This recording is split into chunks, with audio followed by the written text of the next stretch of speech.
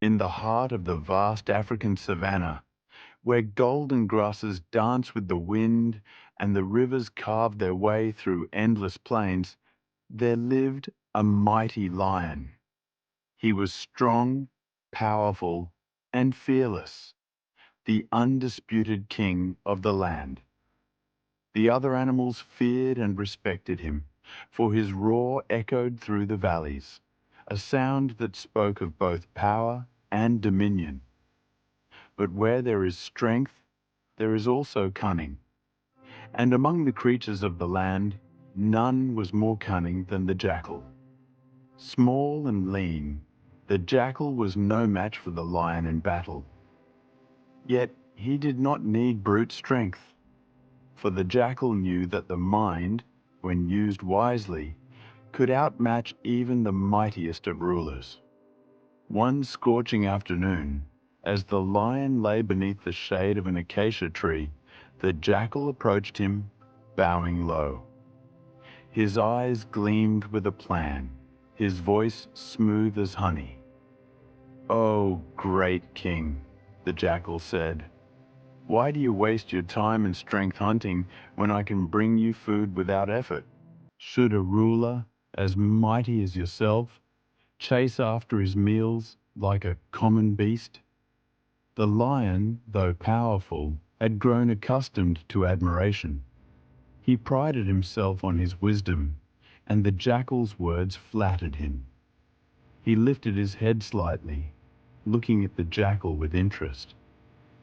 "And what would you ask in return, little one?" the lion rumbled, his golden eyes narrowing. "Only that I may live under your protection," the jackal replied, his voice low and humble. "With your blessing, I will ensure that you never go hungry." The lion let out a deep chuckle. "If you can do as you say, then so be it. But beware, jackal. If you betray me, no place in this land will be safe for you." And so the deal was struck. For the first few weeks, the jackal held true to his promise.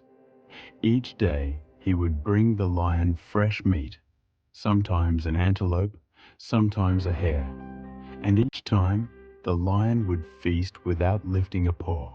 The savanna whispered of the strange alliance between the king and the trickster, but none dared question the lion's decision. Yet, as time passed, greed took root in the jackal's heart. He had never eaten so well before, never tasted the choicest cuts of meat, the freshest kills, and slowly he began to take a little more for himself each day. At first, it was a small piece, an extra rib, a chunk of liver, but soon the lion's portions grew smaller and smaller while the jackal feasted in secret. Days turned into weeks, and the lion, once strong and mighty, began to weaken.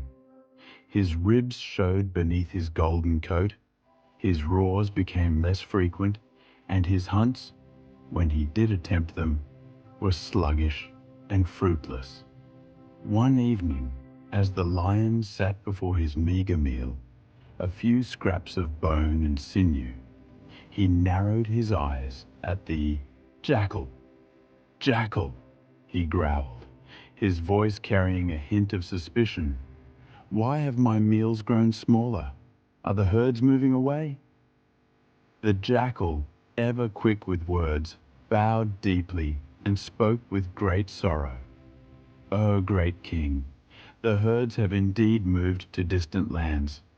The drought has made the hunt difficult, but I assure you, I bring all that I can." The lion said nothing, but deep inside, a shadow of doubt formed. That night, as the moon bathed the savanna in silver light, the lion made a decision. Instead of sleeping, he lay still, his ears sharp, his breath slow and steady. And as he waited, he heard it, the sound of bones cracking, the soft gnawing of flesh being torn. Silently, the lion rose, padding through the tall grass, following the scent of fresh blood. And there, in the cover of darkness, he saw the truth. The jackal sat beside a fresh kill, his face buried in the richest part of the meat. Blood dripped from his sharp teeth as he devoured the feast that should have belonged to the king. Rage boiled in the lion's chest. His eyes blazed with fury, and with a mighty roar he leapt forward. The jackal, caught in his treachery, froze. His eyes widened with terror as the lion's massive paw slammed down before him. "You dare steal from your king?" the lion thundered, his voice shaking the very ground beneath them. "You feast while I starve?" The jackal trembled, his once smooth words now stammering with fear. "Oh, great king, I was only trying to—" "Enough!" the lion roared. "You have betrayed my trust, and for that you will pay." The jackal knew there was no escape. With one desperate glance at the lion's burning eyes, he turned and fled, his paws kicking up dust as he sprinted into the night. The lion did not chase him. He did not need to, for he knew that no matter where the jackal ran, he would always be looking over his shoulder. He would always be hunted, not by the lion's claws, but by the weight of his own deceit. And so, the jackal was banished from the lion's domain. As dawn broke over the savanna, the lion stood atop a rocky hill, his golden mane shining in the morning light. The wind carried his roar across the plains, a declaration to all who would hear.